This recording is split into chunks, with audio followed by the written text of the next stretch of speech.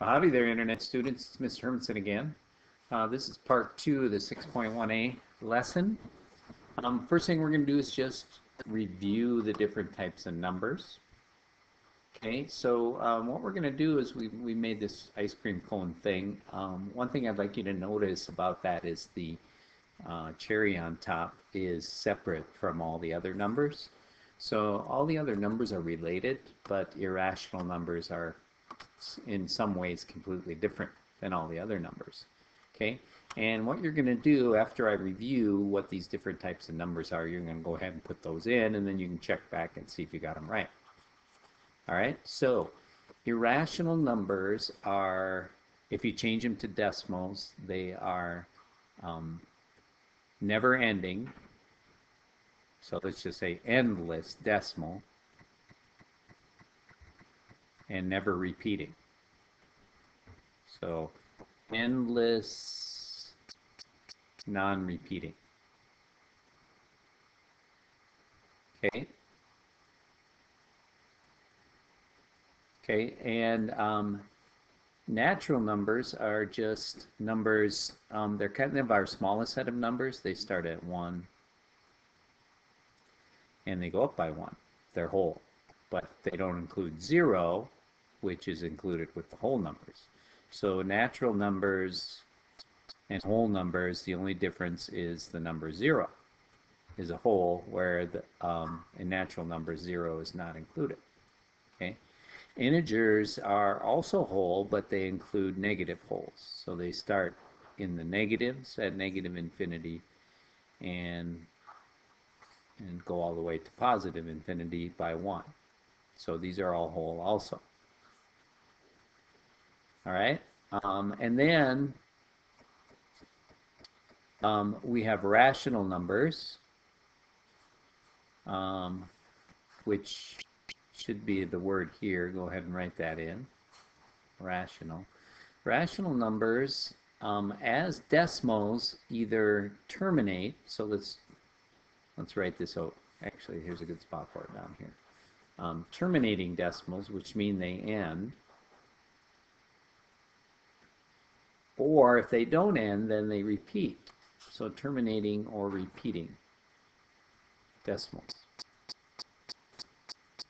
Now, the other thing you should know about rational numbers is their fractions. So anytime you take two numbers and create a fraction out of those two whole numbers, that would be a rational number.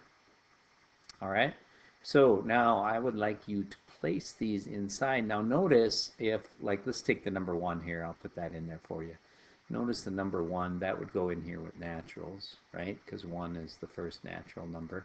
But now that is also in the circle of whole numbers because 1 is a whole. It's also in the circle of integers because 1 is an integer. And it's also in the circle of rationals because 1 is a rational number. You can write it as a fraction, just like 1 over 1. Anyway, notice that these irrational numbers are not inside that circle. So a natural number is not an irrational number. Irrational numbers are those weird, non-repeating, endless decimals. Okay? So, like, if pi is in this list, which it is, you want to put that in the irrational numbers. All right. So, go ahead and put them in and see how you do. All right, let's talk about how you did this. I hope you put all the negative wholes in where the integers are, because those aren't whole numbers. Whole numbers have to be start at 0 and go up. I hope you put all the fractions in with rational numbers. Notice that a couple numbers I circled here to just make sure you understand. 3.14 is not exactly pi. So as it's written 3.14, it's a terminating decimal, so that should go in with the rational numbers. There it is.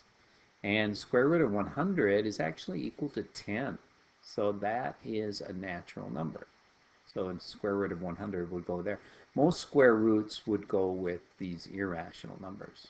Like if you did the square root of 5, you'd find that as a decimal, that goes on forever, and it's non-repeating. Okay? All right.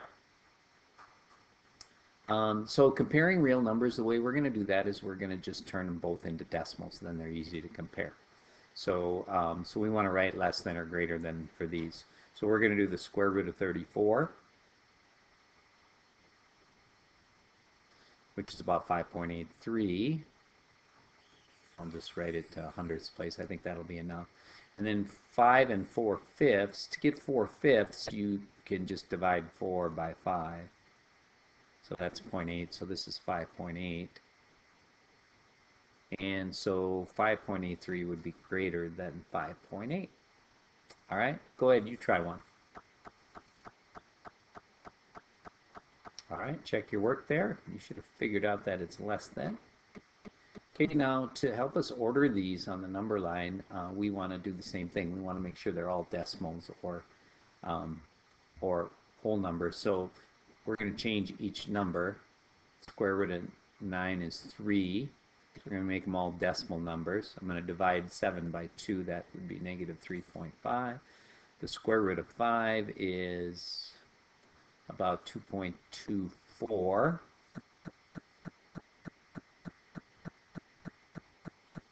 All right, and now that I have these all as decimal numbers, we can put them all on here.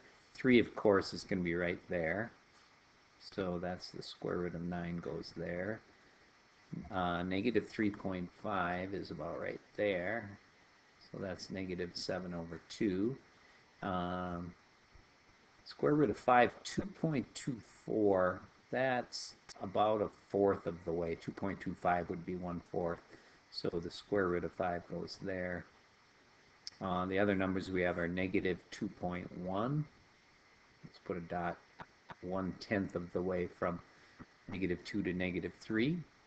And then 3.5 would be right halfway between the 3 and the 4. All right. So now that I have them thinking about a number line, I can write them in order from least to greatest.